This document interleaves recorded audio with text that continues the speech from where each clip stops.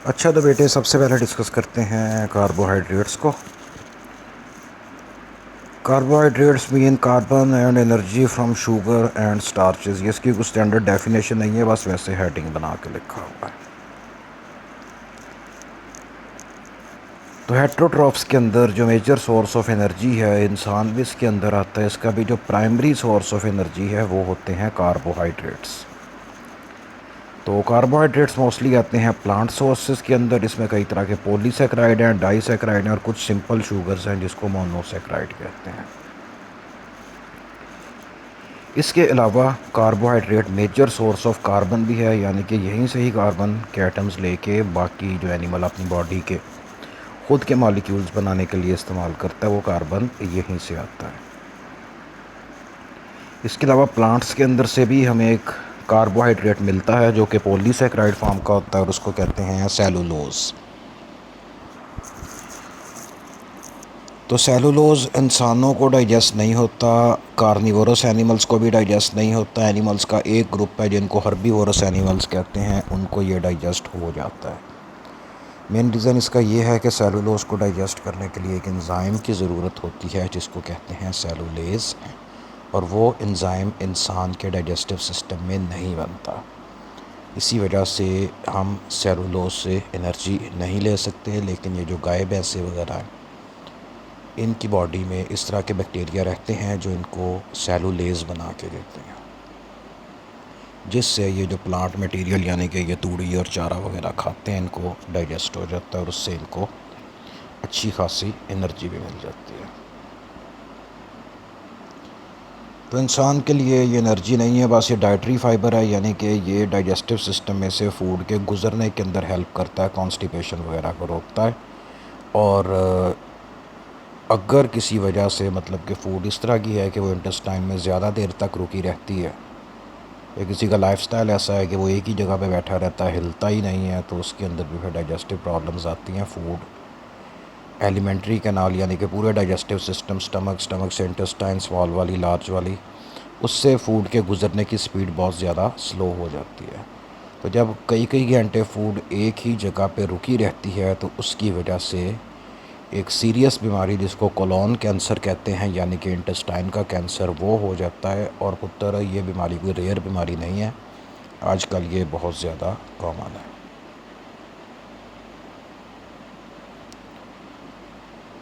ठीक है, ये इसका टेबल सा बना हुआ है और इसको हम बारी बारी डिस्कस कर लेते हैं सभी को, क्योंकि अगली स्लाइड्स के अंदर इसी टेबल का बार बार जिक्र होगा। हम इसको पहले ही एक बार डिस्कस कर लेते हैं ताकि आगे ना आपको आसानी हो। इसको यहाँ से देखें, सबसे पहले आते हैं कार्बोहाइड्रेट, ये इसका सोर्स है, ये शुगर और स्टार्चेस के अंदर आते हैं। इसके बाद किसी भी फॉर्म के अंदर आएंगे, इसको ब्रेक डाउन करके कन्वर्ट किया जाता है ग्लूकोज के अंदर।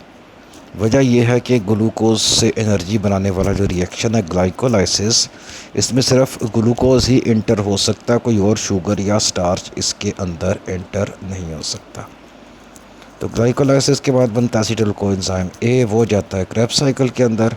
क्रेब्स साइकिल के अंदर इसमें से डिफरेंट कार्बन कंपाउंड्स बनते हैं और इसके में से इलेक्ट्रॉन ट्रांसपोर्ट चेन, और उसके बाद फिर एटीपी की फॉर्म के अंदर एनर्जी बनती है। एटीपी यहाँ पे इस करके लिखा है उत्तर के एटीपी ही मेजर कैश करेंसी है, ज़्यादा रिएक्शन में ये यूज़ होती है। वैसे वो आप लोगों ने थोड़ी बहुत बायोकेमिस्ट्री पढ़ी होगी, इसके अंदर NADPH वगैरह भी बनते हैं, वो भी एनर्जी देते हैं रिएक्शंस के अंदर। दूसरे नंबर पे आते हैं बेटे लिपिड्स। तो लिपिड नेचुरल फैट्स हैं, यानी कि जो प्लांट और एनिमल सोर्सेज से जानवरों की चर्बी हो गई और पौधों के ऑयल वगैरह हो गए, वो ग्लिसरॉल और स्टीरॉयड वगैरह से आते हैं। तो इससे आते हैं फैटी एसिड, स्टीरॉयड। जो स्टीरॉयड ही हैं, ये इसको एनिमल वैसे ही अपनी ज़रूरत में इस्तेमाल कर लेता है, लेकिन जो ये वाले हैं इसको तोड़ के बनाए जाते हैं फैटी एसिड्स।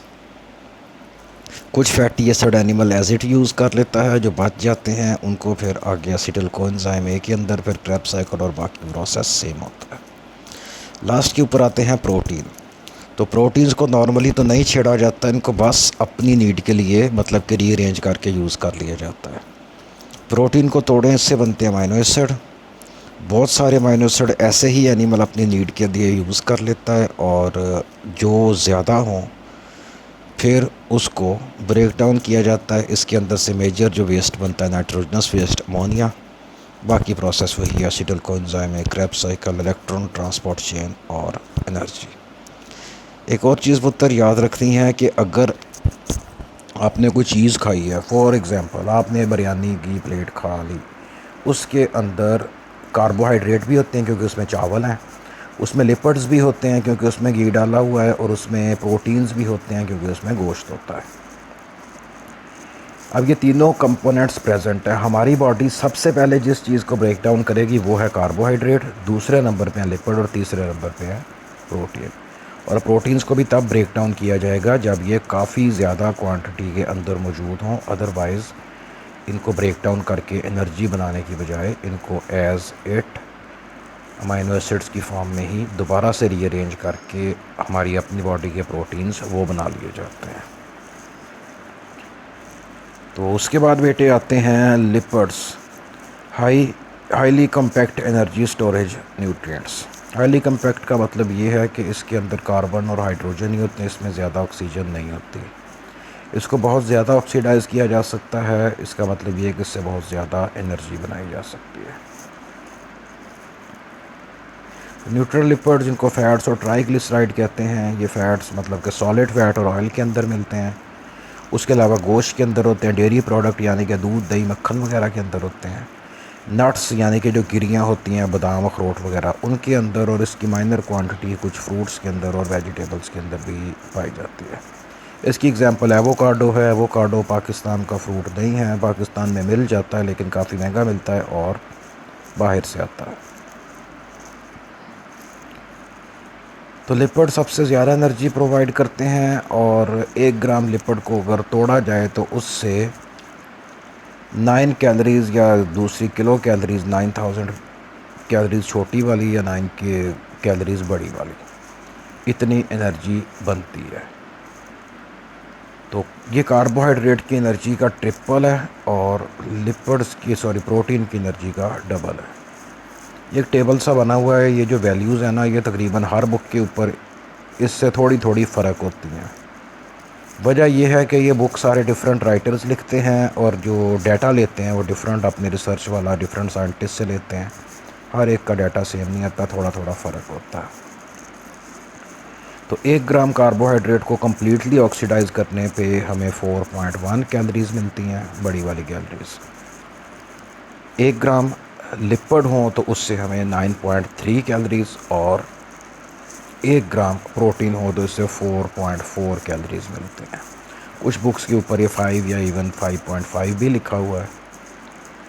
मसलन ये है कि सबसे ज़्यादा लिपिड, उससे कम प्रोटीन और सबसे कम कार्बोहाइड्रेट से। लेकिन फिर भी हमारी बॉडी कार्बोहाइड्रेट को इसलिए प्रेफर करती है कि कार्बोहाइड्रेट्स को ब्रेक डाउन करना आसान है। दूसरा, कार्बोहाइड्रेट को जब मुकम्मल ऑक्सीडाइज कर दिया जाता है तो उसके एंड पे वेस्ट प्रोडक्ट के तौर पे हमारे पास 2 चीज़ें बचती हैं, कार्बन डाइऑक्साइड और ऑक्सीजन। सिमिलरली लिपिड को कम्प्लीटली ब्रेक डाउन करने के बाद या इसको कम्प्लीटली ऑक्सीडाइज करने के बाद हमारे पास 2 चीज़ें लास्ट पे बतौर वेस्ट बचती हैं, कार्बन डाइऑक्साइड और वाटर। प्रोटीन के केस में हमारे पास 3 चीज़ें बचती हैं, कार्बन डाइऑक्साइड और वाटर तो होगा ही, तीसरी चीज़ है नाइट्रोजनस वेस्ट यानी कि अमोनिया, जिसको बॉडी से रिमूव करना फर्दर एक बड़ा मसला है क्योंकि अमोनिया बज़ाते खुद इंतहाई टॉक्सिक होता है और बड़ी स्पीड में बॉडी में फैल जाता है। इसलिए इसको बनते साथ ही कन्वर्ट किया जाता है लेस टॉक्सिक फॉर्म के अंदर, जो कि यूरिक एसिड और यूरिया होता है।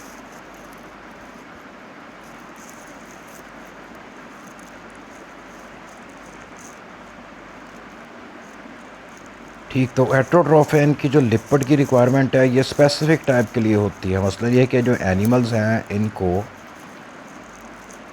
अनसैचुरेटेड फैटी एसिड चाहिए, जिस तरह से लिनोलिक एसिड है, लिनोलेनिक एसिड है और अरेकिडोनिक एसिड है।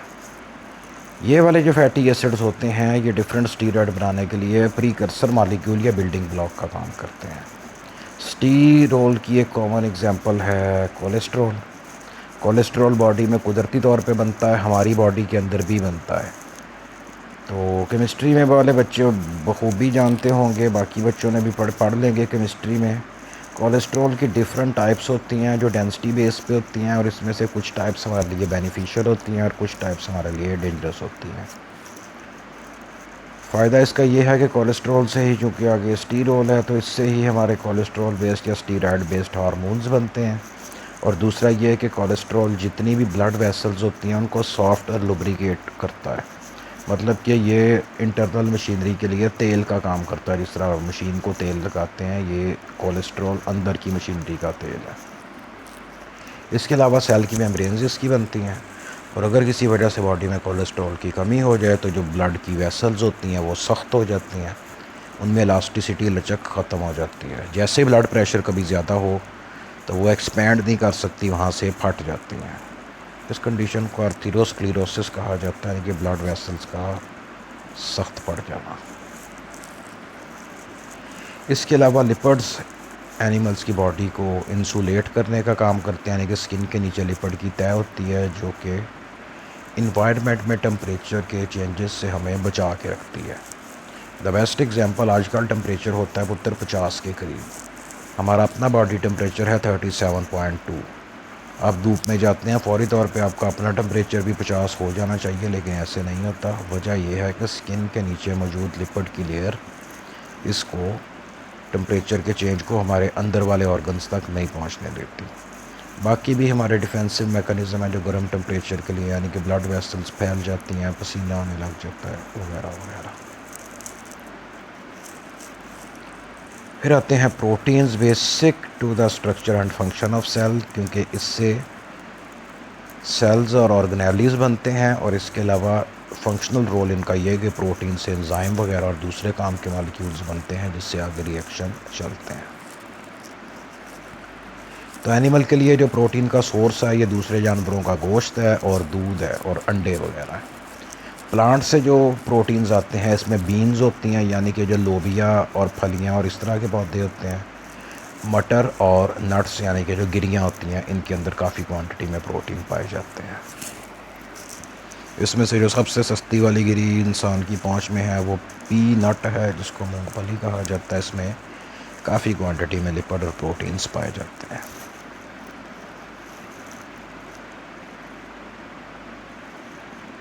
ठीक, तो प्रोटीन को तोड़ के उसके बिल्डिंग ब्लॉक्स अमाइनो एसिड अलहदा किए जाते हैं और हेटेरोट्रोफस से अपनी बॉडी के पार्ट्स दोबारा से बना लेते हैं।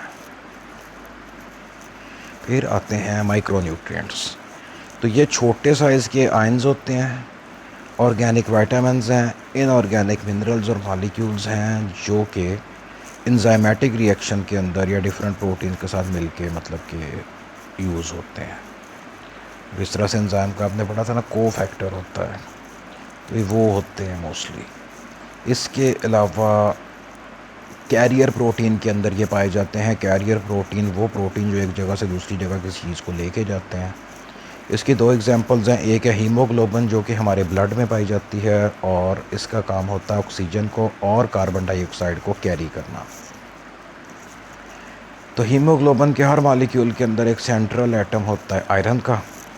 इसी तरह से एक दूसरा रेस्पिरेटरी पिगमेंट है, उसको हीमोसियानिन कहते हैं। सियानिन, इसका नाम सियान कलर की वजह से ब्लूइश ग्रीन कलर होता है।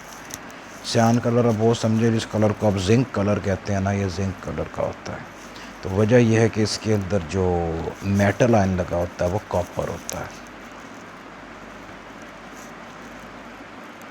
तो अगरचे माइक्रोन्यूट्रिएंट्स हमें बहुत कम क्वांटिटी के अंदर चाहिए, लेकिन इसके बगैर एक तो रिएक्शन नहीं चलते और दूसरा ये कि माइक्रोन्यूट्रिएंट्स को एनिमल्स अपनी बॉडी के अंदर खुद से नहीं बना सकते, इसलिए पुत्र ये बने बनाए ही लेने पड़ते हैं। इसके अंदर आते हैं मिनरल। तो कुछ मिनरल्स हैं जो कि ज़्यादा क्वांटिटी के अंदर चाहिए, उनको एसेंशियल मिनरल कहते हैं, मैक्रो मिनरल कहते हैं। इसकी एग्जांपल्स के अंदर आता है सोडियम और पोटाशियम, क्योंकि इससे किसी भी एनिमल के जो नर्व्स हैं, नर्वस सिस्टम, न्यूरॉन जो मैसेज को ट्रांसमिट करता है, वो सारा प्रोसेस वो इससे चलता है। इसके अलावा मसल्स की कंट्रैक्शन और रिलैक्सेशन उसके अंदर ये यूज़ होते हैं। तो डाइट के अंदर ये कम प्रेजेंट होते हैं, लेकिन पसीने के साथ और यूरिन के साथ इसकी क्वांटिटी काफ़ी ज़्यादा बॉडी से चली जाती है, इसलिए इनको पूरा करना पड़ता है ताकि बॉडी को थकावट फील ना हो और सारे रिएक्शन प्रॉपरली चलते रहें।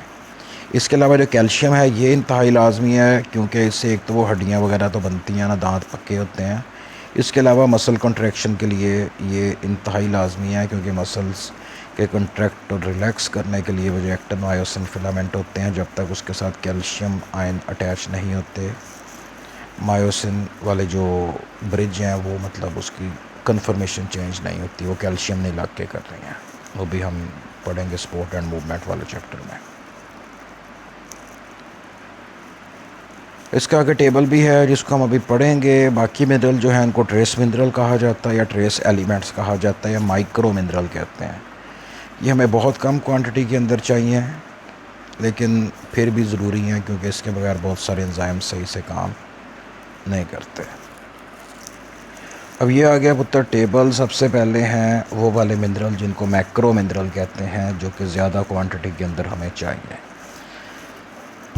बारी बारी सबका रोल डिस्कस करते हैं। सबसे पहले आता है कैल्शियम, Ca इसका केमिकल सिंबल है। इससे हमारी हड्डियां बनती हैं, दांत बनते हैं, ब्लड क्लॉटिंग के प्रोसेस के लिए लाजमी है, मसल्स की वर्किंग के लिए, न्यूरॉन्स की वर्किंग के लिए और सेल्स के फंक्शन के लिए, मेम्ब्रेन ट्रांसपोर्ट वगैरह के लिए नेसेसरी है। फिर आता है क्लोरीन। क्लोरीन गैस है, क्लोराइड आयन की फॉर्म के अंदर ये बॉडी में यूज़ होती है। एक्स्ट्रा सेलुलर फ्लूइड के अंदर जो नेगेटिव आयन का काम करता है वो ये क्लोराइड आयन ही होता है। तो जो पॉजिटिव आयन है यानी कि जो कैटायंस होते हैं वो बॉडी में काफ़ी सारे होते हैं। जितने भी मेटल्स हैं सारे पॉजिटिव आयन्स ही बनते हैं, जिस तरह सोडियम, पोटाशियम वगैरह, या आयरन है, मैग्नीशियम या जिंक। तो उसको कंपनसेट करने के लिए, क्योंकि बॉडी में पॉजिटिव और नेगेटिव आयन्स का बैलेंस चाहिए, तो जो नेगेटिव आयन है वो क्लोराइड आयन होता है।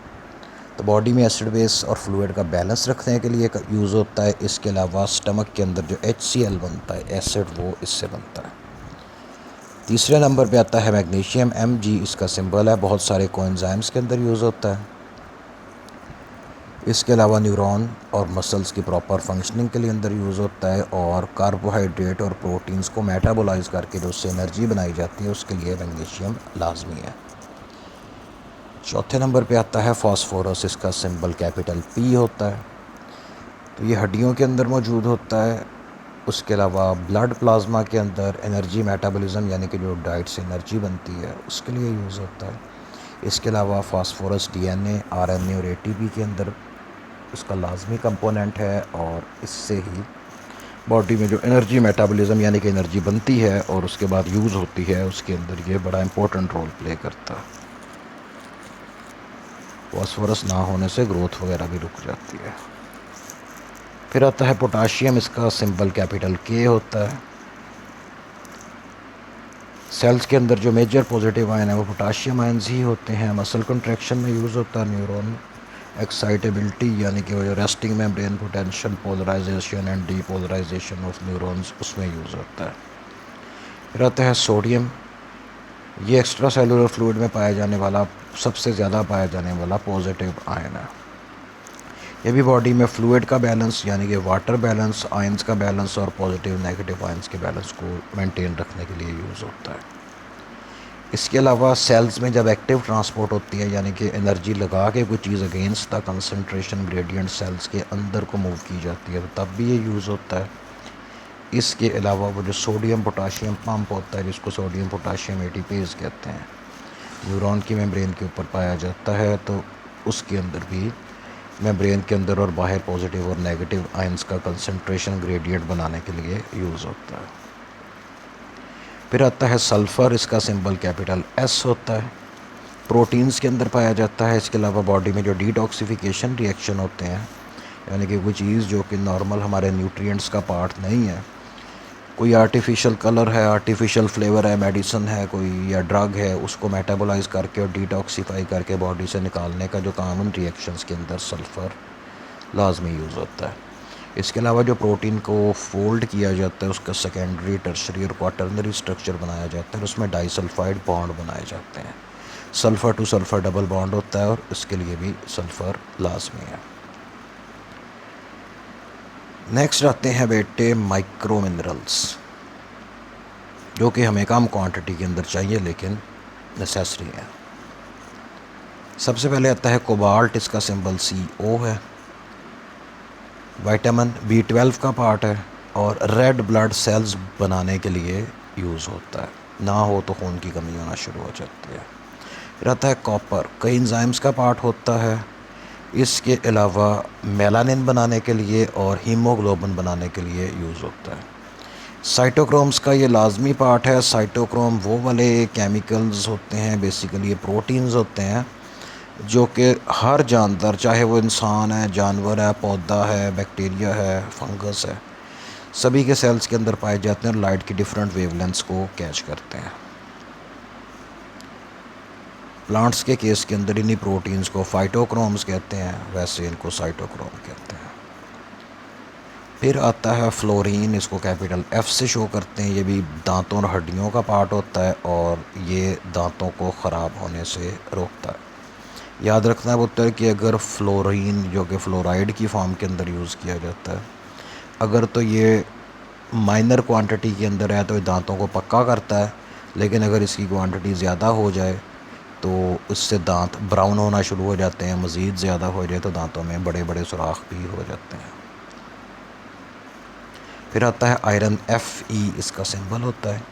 हीमोग्लोबिन का पार्ट है। मायोग्लोबिन जिसको मसल्स के अंदर पाए जाने वाली ऑक्सीजन कैरिंग प्रोटीन होती है। डिफरेंट एंजाइम और साइटोक्रोम का पार्ट है। फिर आता है मैग्नीज़, इसका Mn सिंबल है। कई एंजाइम्स को एक्टिवेट करने का काम करता है, यानी कि जो यूरिया फॉर्मेशन के लिए जो एंजाइम यूज़ होता है, जो कि अमोनिया से आगे यूरिया बना के देता है, उस एंजाइम को एक्टिवेट करने का काम मैंगनीज़ का होता है। इसके अलावा क्रेब्स साइकिल के अंदर बहुत जगह पे यूज़ होता है। फिर आता है मोलिब्डेनम, MO इसका सिंबल है। ये भी कई एंजाइम्स का पार्ट होता है। फिर आता है सेलेनियम, तो फैट्स के मेटाबॉलिज्म के लिए सेलेनियम लाजमी होता है। और उसके बाद आता है जिंक, Zn इसका सिंबल है। तो जिंक इंतहाई इंपॉर्टेंट ट्रेस एलिमेंट है, हालांकि सबसे एंड में लिखा है, लेकिन ये बहुत ज़्यादा इंपॉर्टेंट होता है। वजह यह है कि ये 70 से ज़्यादा एंजाइम्स का पार्ट होता है। इसके अलावा ज़ख़म सही होने का जो प्रोसेस होता है, यानी कि कोई कट शट लग गया, फिंसी फोड़ा ज़ख़म है, अगर तो जिंक की डेफिशिएंसी है तो वो बहुत लंबे अरसे तक ठीक नहीं होता। अगर बॉडी में जिंक पूरा है तो वो 2-4 दिन में बिल्कुल ठीक हो जाता है। इसके अलावा फर्टिलाइजेशन के लिए, यानी कि मेल्स के केस के अंदर भी, फीमेल के केस के अंदर भी, जो उनके बनते हैं ना गैमीट्स, मेल के अंदर स्पर्म प्रोडक्शन और फीमेल के अंदर एग सेल्स बनने का और फॉलिकल से रिलीज़ होने का प्रोसेस है, सब के लिए ना जिंक लाजमी है। दो इसमें मेटल्स होते हैं जो कि रिप्रोडक्टिव फंक्शन के लिए इंतहाई लाजमी होते हैं। इसमें से सबसे पहले नंबर पे आता है जिंक और दूसरे नंबर पे आता है आयरन।